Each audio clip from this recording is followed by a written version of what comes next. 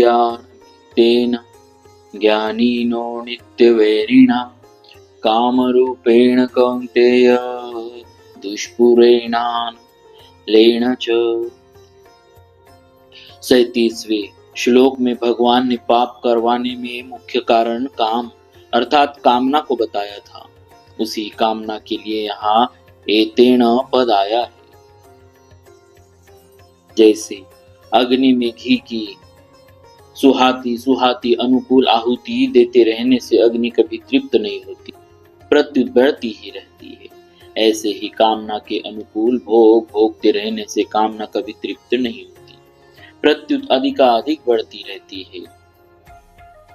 जो भी वस्तु सामने आती रहती है कामना अग्नि की तरह उसे खाती रहती है। भोग और संग्रह की कामना कभी पूरी होती ही नहीं। जितने ही भोग पदार्थ मिलते हैं उतनी ही उनकी भूख बढ़ती है, कारण कि कामना जड़ की ही होती है। इसीलिए जड़ के संबंध से वह कभी मिटती नहीं, प्रत्युत अधिकाधिक बढ़ती है। सुंदरदास जी लिखते हैं, जो 10 20 50 भय सत होई 1000 तो लाख मंगेगी, कोटि अरब खरब असंख्य पृथ्वीपति होने की चाह जगेगी। स्वर्ग पताल को राज करो, तृष्णा अग की अति आग लगेगी। सुंदर एक संतोष बिना सट, तेरी तो भूख कभी न भगेगी। जैसे 100 रुपए मिलने पर 1000 रुपए की भूख पैदा होती है, तो इससे सिद्ध हुआ कि 900 रुपयों का घाटा हुआ है।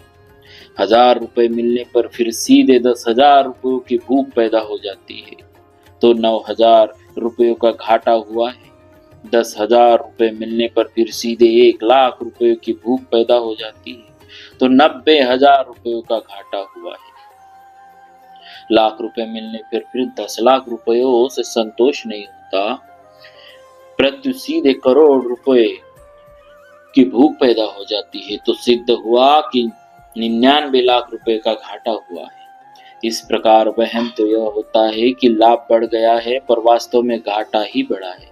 जितना धन मिलता है उतना ही दरिद्रता, उतनी ही दरिद्रता।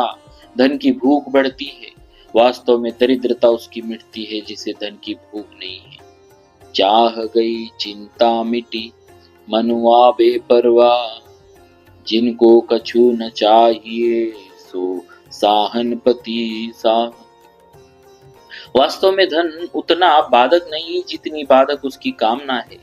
धन की कामना चाहे धनी में हो या निर्धन में, दोनों को वह परमात्मा प्राप्ति से वंचित रखती है।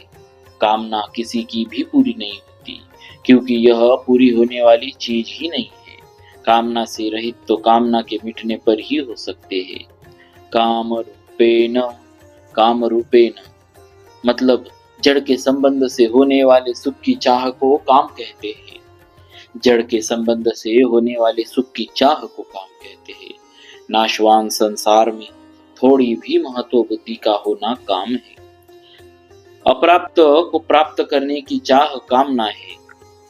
अंतःकरण में जो अनेक सूक्ष्म कामनाएं दबी रहती है उसको वासना कहते हैं।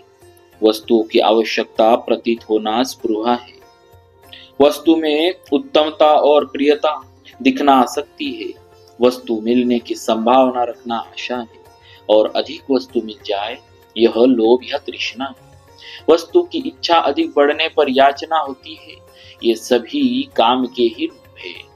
ज्ञानिनो नित्यवैरिणा, यहाँ ज्ञानिना पद साधन में लगे हुए विवेकशील साधकों के लिए आया है, कारण कि विवेकशील साधक ही इस काम रूप वैरी को पहचानता है और उसका नाश करता है।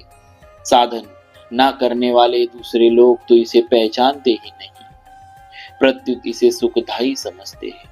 भगवान कहते हैं कि यह काम विवेकशील साधकों का नित्य वैरी है। कामना उत्पन्न होते ही विवेकशील साधक को विचार आता है कि अब कोई न कोई आफत आएगी। कामना में संसार का महत्व और आश्रय रहता है, जो परमार्थिक मार्ग में महान बाधक है। विवेक की साधक को कामना आरंभ से ही चुभती रहती है। परिणाम परिणाम में तो कामना सबको दुख देती ही है, इसीलिए यह साधक की नित्य निरंतर बैरी है। भोगों में लगे हुए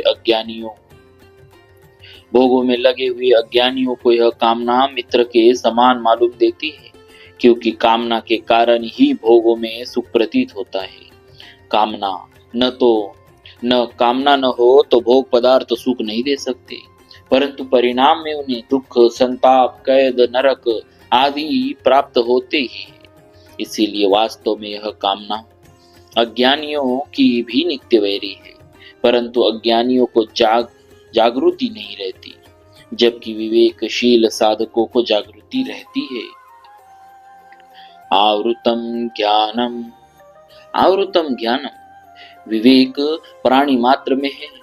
पशु पक्षी आदि मनुष्यतर योनि में यह विवेक विकसित नहीं होता और केवल जीवन निर्वाह तक सीमित रहता है, परंतु मनुष्य में यदि कामना न हो तो यह विवेक विकसित हो सकता है, क्योंकि कामना के कारण ही मनुष्य का विवेक ढका रहता है।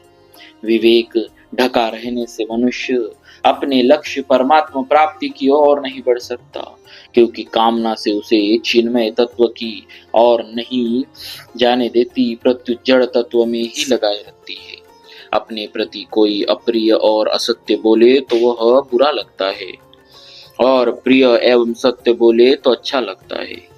इसका अर्थ यह हुआ कि अच्छे बुरे, सद्गुण दुर्गुण, कर्तव्य अकर्तव्य आदि का ज्ञान अर्थात विवेक सभी मनुष्यों में रहता है, परंतु ऐसा होने पर भी वह अप्रिय और असत्य बोलता है, अपने कर्तव्य का पालन नहीं करता।